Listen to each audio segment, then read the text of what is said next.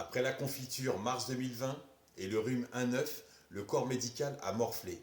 Et en cette période où le seul soutien s'effectuait par applaudissement à 20 heures, le gouvernement actuel n'a de cesse de l'anéantir, et plus particulièrement un métier qu'ils veulent plomber, celui d'auxiliaire de puériculture.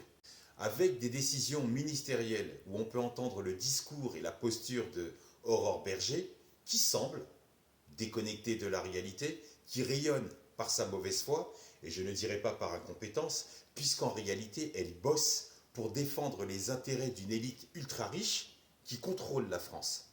Elle n'en a rien à cirer des conditions réelles de travail de toutes et de tous ces professionnels, en faisant croire qu'elle est sensible au domaine de la petite enfance, alors que les salaires sont au plus bas et que ces professionnels sont en souffrance, que ces professionnels également ont le derche entre deux chaises. Ces professionnels sont partagés entre la situation compliquée, très difficile des parents, et ce que le système aujourd'hui propose.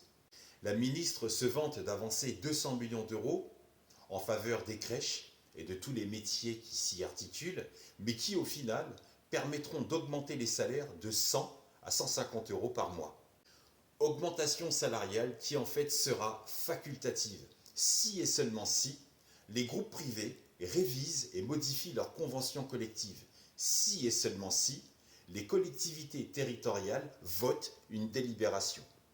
Du côté privé et du côté territorial, ils ont fait que dalle.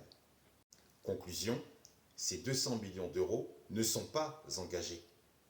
Car cette augmentation de 100 à 150 euros par mois ne s'applique pas à tous les professionnels de la petite enfance.